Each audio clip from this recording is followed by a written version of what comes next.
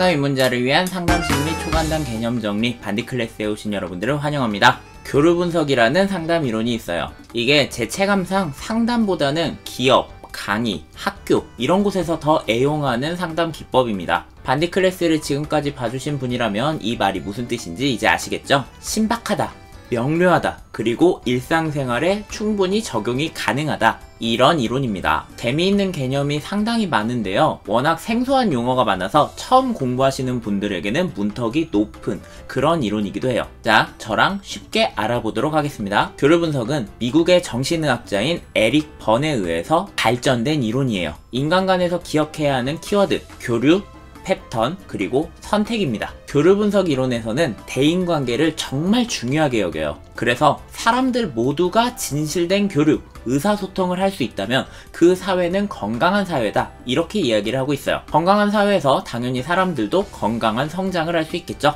그럼 중요하게 여기는 게 대인관계의 특성과 교류 방식을 다룬다는 걸 알 수 있겠죠. 대인관계 중요하게 여기니까 당연히 어린 시절의 부모와의 관계 중요하게 여기겠죠. 교류 분석은 반결정적인 철학을 가지고 있어요. 이게 무슨 말이냐? 인간 자체는 굉장히 자유로운 존재이지만 태어나서 부모에게 예속되는 과정 속에서 기대와 요구를 받게 되고요. 그거에 따라서 자신의 생활 양식도 결정이 된다, 이렇게 보고 있어요. 이 양식이 건강하면은 오케이. 하지만 건강하지 못하면 거기에서 벗어날 수 있어야겠죠. 이 양식에서 벗어나서 새로운 결정을 내릴 수 있다, 오케이입니다. 사람에게는 모두 익숙해진 패턴이 있고 그 패턴에서 벗어날 수 있는 유연성을 가지는 것, 이게 교류 분석에서 말하는 핵심이라고 볼 수 있겠네요. 자, 그러면 심리적 문제는 어떻게 발생할까요? 교류를 못하거나 패턴에서 벗어나지 못하거나 자기 선택을 못할 때겠죠. 자기의 욕구가 아닌 다른 사람의 요구와 기대에 맞춰 살면서 잘못된 결정을 내리게 된다. 이것들이 쌓여서 조금씩 패배자 각본으로 만들어진다, 이렇게 보고 있는 거예요.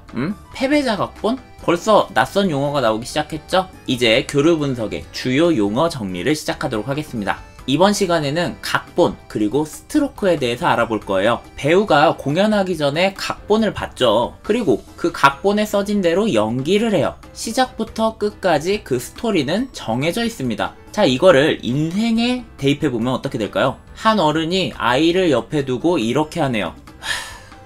너는 이런 거 피지 마라. 인생이란 고통이야. 그 누구도 믿어선 안 되는 전쟁의 연속이지. 중2병. 생각해보세요. 이 사람의 앞으로 살아갈 인생이 어떨까요? 아마 자기가 믿는 대로 되어갈 거예요. 인생을 살면서 만나게 되는 고통에 주목하게 될 것이고 사람 또한 쉽사리 믿지 못하게 되겠죠. 작은 또는 큰 배신과 실망의 연속 속에서 살아가게 될 겁니다. 그 사람의 인생이 그렇게 정해졌다가 아니라 자기가 결정한 각본대로 무의식적으로 자기 인생을 만들어가는 거예요. 자, 이렇게 각본이란 내 인생의 계획을 무의식적으로 강화해 나가는 개념이에요. 어린 시절에 보고 들었던 것들이 나의 각본이 되어서 나의 인생을 그렇게 만들어갑니다. 당연히 부모님의 영향이 크겠죠. 아까 말했던 패배자 각본, 세상은 위험하고 결국 나는 패배하게 될 거야 라는 각본을 가지고 인생을 살아가는 것을 뜻합니다. 하지만 결국 각본대로 이야기를 만들어간 것은 세상도 아니고 다른 사람도 아니고 나 자신이다 라는 이야기죠. 잔인하게도 상담에선 내담자의 각본을 파악한 후 거기에서 벗어날 수 있도록 도와주겠죠. 이건 어린이 자아 상태를 변화시키는 방법을 통해서 만드는데요. 이 용어는 다음 시간에 조금 더 자세하게 다루도록 할게요. 그 다음 스트로크에 대해 알려드리겠습니다. 이게 난해한 개념이에요. 그래서 이해를 잘 못하는 분들이 많은데요. 상호작용을 할 때 느껴지는 반응, 그것의 기본 단위라고 생각하시는 게 편해요. 우리는 다양한 방식을 이용해서 반응하고 그 반응은 나에게 또는 상대방에게 어떠한 느낌을 주죠. 표정, 태도, 감정, 언어, 접촉, 이런 것뿐만 아니라 긍정적인지 부정적인지, 조건적으로 주었는지 무조건적으로 주었는지, 이런 거 전부 다 스트로크라고 이야기를 합니다. 당연히 부정적인 스트로크보다는 긍정적인 스트로크로 교류를 하는 게 건강한 관계겠죠. 자, 어떠신가요? 잠깐만 들어봐도 교류 분석의 매력 빠질 것 같지 않나요? 교류 분석의 흥미로운 개념들 다음 시간에도 이어서 설명드리도록 하겠습니다. 그럼 여러분의 상담 공부가 반짝반짝하길 바라며 저는 다음 시간에 인사드리도록 할게요. 모두 안녕.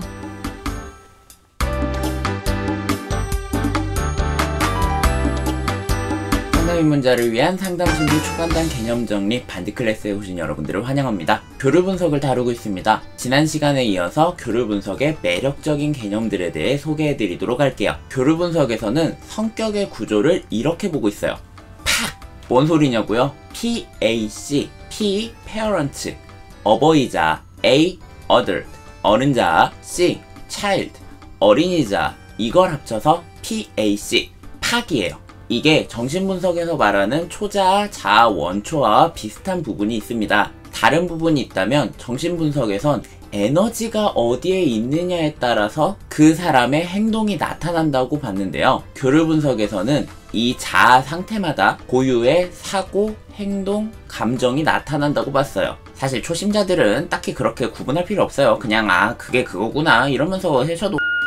이 내용을 본격적으로 다루기 시작하면은 정말 깊은 내용이에요. 그래서 여기에서는 핵심만 훑어보도록 하겠습니다. 어버이자는 두 가지가 있습니다. CP와 NP. CP는 비판적 어버이자예요. 대드는 순간 뺨싸대기 맞을 것 같은 무서운 아버지 이미지를 생각하면 될 것 같아요. 다른 사람을 가르치고 통제하는 기능인 거죠. NP는 양육적 어버이자입니다. 따뜻하고 포용적인 어머니의 이미지를 떠올리면 돼요. 배려하고 격려하고 인정해주는 그런 기능인 거죠.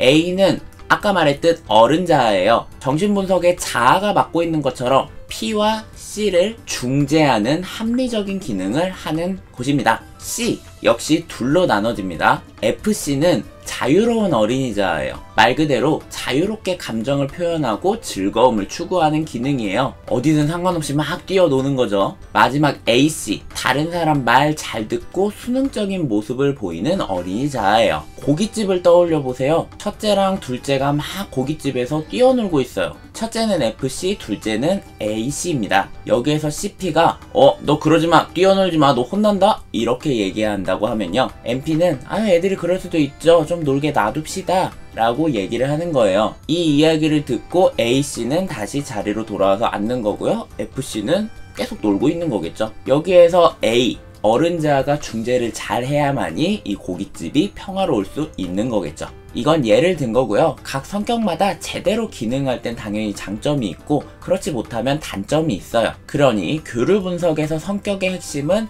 적절한 조절에 있습니다. 자, 이걸 적절하게 조절하려면 내 성격은 지금 어떤 상태에 있는지, 어떻게 기능하고 있는지를 알아야겠죠. 그걸 알기 위해 구조 분석과 기능 분석이라는 걸 합니다. 만약 자아가 제대로 된 역할을 하지 못한다, 한 자아가 다른 자아의 경계선을 막 넘어서는 혼합이 일어나거나 자아 간의 영역이 지나치게 경직되어 있는, 그래서 제대로 된 판단과 기능을 하지 못하게 되는 베타 같은 부작용이 생겨요. 이 내용은 사례를 하나씩 보면서 공부하시면 정말 재밌을 거예요. 꼭 그러시길 바랄게요. 성격을 바탕으로 교류 분석 패턴이라는 것도 보게 됩니다. 쉽게 말하면 대화를 분석하는 거예요. 교류 분석에선 대화를 할 때 P, A, C 이것 중에 하나의 기능을 꼭 사용한다고 봅니다. 예를 들어 볼까요?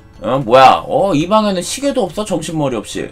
몇 시인지 궁금하지 않아? 시계 사다 줄까? 지금 몇 시인지 알려줄 수 있나요? 몇 시인지 궁금한데 알려줬으면 좋겠다. 이런 메시지가 의사소통과 서로 평형이 되는 걸 상보 교류라고 하고요. 예상 밖의 반응이 돌아오는 걸 교차 교류라고 합니다. 뭐 이런 거겠죠? 반디심리연구소 구독 부탁드릴게요. 네, 영상 보고 좋으면 구독해드릴게요. 반디심리연구소 구독 부탁드려요. 어디서 구독을 부탁해? 건방지게. 너 나 알아? 여기서 재밌는 건 이면 교류예요. 표현하는 교류랑 내포하고 있는 교류가 다른 경우인데요. 왜 그럴 때 있잖아요. 평화롭게 얘기가 오가고 있는데 왠지 분위기가 살벌하고 뒤돌아서면은 기분 나쁘고 그런 교류를 할 때요. 제가 최근에 봤던 이면 교류는 이런 거네요. 언니 예뻐졌네요. 완전 좋다. 그러게 너도 눈 커지니까 훨씬 이쁘다 얘. 남자들은 왜 이런 너를 가만두는지 몰라. 이걸 봤을 때 어른자와 어른자 간의 교류죠. 하지만 속마음은 이게 아닐 겁니다. 나이도 많으신데 꾸미느라 애썼네. 그러나 너는 쌍꺼풀 수술했잖아. 어떻게 그 성격으로 시집은 가겠니? 이면 교류에 대해서 공부하시는 것만으로도 사람들의 의사소통을 정말 깊이 알 수 있겠죠. 이제 이런 것이 게임을 만들고 애누리를 만들고 그렇습니다. 또 새로운 용어가 나왔죠. 아직도 교류 분석에는 다뤄야 하는 새로운 용어들이 많아요. 다음 시간에 다뤄보도록 할게요. 여러분의 상담 공부가 반짝반짝하길 바라며 저는 다음 시간에 인사드리도록 하겠습니다. 모두 안녕.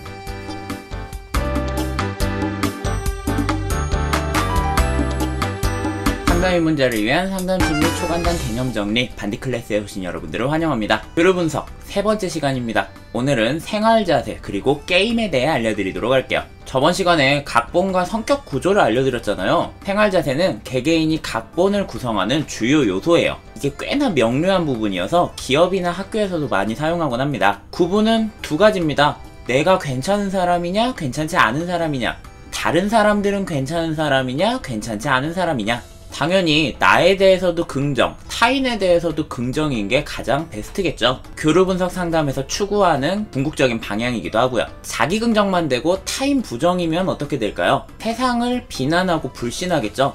나는 괜찮은 사람인데 내가 잘 되지 않는 이유는 모두 다른 사람 탓이야, 세상의 문제야, 이렇게 볼 거예요. 반면 타인 긍정인데 자기 부정인 경우는 나 혼자서는 아무것도 할 수 없는 의존적인 상태일 겁니다. 관계에 집착하겠죠. 설령 그 관계 때문에 내가 희생당하고 뺏겨나가더라도 다른 사람들을 내 옆에 두려고 할 거예요. 자, 그럼 자기도 부정, 타인도 부정인 경우에는 이 모든 문제들이 겹겹이 발생하겠죠. 사실 이 개념은 볼비의 애착이론과도 연결이 되어 있다고 보여요. 안정애착, 몰두애착, 회피애착, 양가애착, 이런 것과 일맥상통하는 바가 많아요. 이 개념을 바탕으로 생활 자세에 대한 다양한 테스트, 이런 것도 있으니까 관심이 있는 분은 더 자세히 보셔도 될 것 같습니다. 그 다음 개념은 게임입니다. 게임이란 단어는 모두 들어봤죠. 교류 분석에서의 게임은 지난 시간에 이야기했던 이면교류의 한 형태예요. 겉으로 볼 때는 합리적인 A, 어른자와 어른자 간의 대화인 것 같지만 거기 이면에는 다른 성격의 교류가 있기 때문에 뒤돌아서면 기분 나쁘고 짜증나고 불쾌하고 이렇게 되는 교류인 거죠. 자, 이런 교류를 게임이라고 합니다. 일부러 이러는 경우도 있지만 대부분의 경우 무의식적으로 자기 안에 패턴화되어 가지고 반복적으로 나타나는 게 많아요. 이게 다 내 말의 의도는 투명하게 밝히지 않고 뒤에 숨은 의도를 꽁쳐놔서 그런다니까요. 그것 때문에 애누리 게임, 드라마 삼각형 게임, 이런 것들이 만들어지는데 이것까진 굳이 다루지 않을 테니 관심이 가시는 분은 더 찾아보셔도 좋을 것 같아요. 이상 교류 분석에서 주로 다루는 용어들을 찾아봤어요. 신기하고 재밌는 개념이 많죠. 교류 분석 상담은 내담자가 자신의 인생 각본을 알아차리고 통합된 어른자를 바탕으로 진솔하게 의사소통을 하는 건강한 교류 안에서 자발적으로 자신의 삶의 방식을 선택하는 것을 도와요. 그렇기 때문에 교류 분석 상담은 맨 처음에 교육부터 시작합니다. 각본이 뭔지, 성격 구조가 어떻게 되는지 이런 것들을 미리 알려줘야 내담자도 알아차릴 수 있을 거 아니에요? 그래서 교류 분석의 주요 개념을 설명하고요. 이걸 내담자의 인생에 적용해서 스스로 깨달음을 얻을 수 있는 인지적인 방식을 이용하고 있습니다. 아마도 상담을 찾는 내담자는 자기 인생 각본에 갇혀있는 상태일 거잖아요? 그러니까 허용적인 태도로 유연하게 행동할 수 있도록 돕는다. 그리고 각본이 아닌 다른 모습으로 살아볼 수 있도록 옆에서 보호해준다. 그러다 보면 내담자는 자신의 잠재력을 바탕으로 새로운 시도들을 많이 해볼 수 있겠죠. 그 과정에 상담사는 다양한 조작을 통해서 내담자가 그럴 수 있도록 돕는 거예요. 중요한 건 그런다고 상담사가 내담자한테 떠먹여주는 건 아닙니다. 상담사에게 의존하지 않고 내담자가 스스로 결정할 수 있도록 특수한 계약을 하고 시작을 합니다. 이건 너의 목표를 이루기 위한 과정이고 나는 너를 도와줄 뿐이지 이끌어가는 사람은 아니야 라는 특수한 계약이죠. 자, 아시겠나요? 교류 분석은 인간을 무한한 성장 가능성이 있는 사람으로 보고 있습니다. 의사소통이든 각본이든 유형성을 등에 입으면은 누구보다도 자유롭고 행복하게 살 수 있겠죠. 내 자유로운 행동에 책임까지도 질 수 있다면 말이에요. 대신 보시면 알겠지만 용어가 복잡하고 어렵습니다. 상담하려면 공부부터 해야 된다는 게 교류 분석의 첫 번째 한계점이고요. 이 공부를 통한 인지적인 과정에 초점을 기울인다는 게 두 번째 한계점이에요. 하지만 이럼에도 불구하고 실제 생활에서 정말 밀접하게 사용이 가능하고 자기 성격이나 대인관계의 양식을 쉽게 적용해 볼 수 있기 때문에 기업에서 매우 좋아하는 기법이기도 합니다. 어떠세요? 교류 분석 상담 매력적이신가요? 내가 상담뿐만 아니고 강의도 진행한다. 특히 기업 강의를 진행하는 사람이라고 한다면 이 교류 분석 공부해보시는 거 추천드립니다. 자, 이렇게 또 하나의 상담 이론이 완성이 되었네요. 다음 시간에는 또 어떤 이론을 다루게 될지 기대해주시고요. 저는 다음 시간에 뵙도록 하겠습니다. 여러분의 상담 공부가 반짝반짝하길 바라며 저는 다음 시간에 인사드리도록 할게요. 모두 안녕.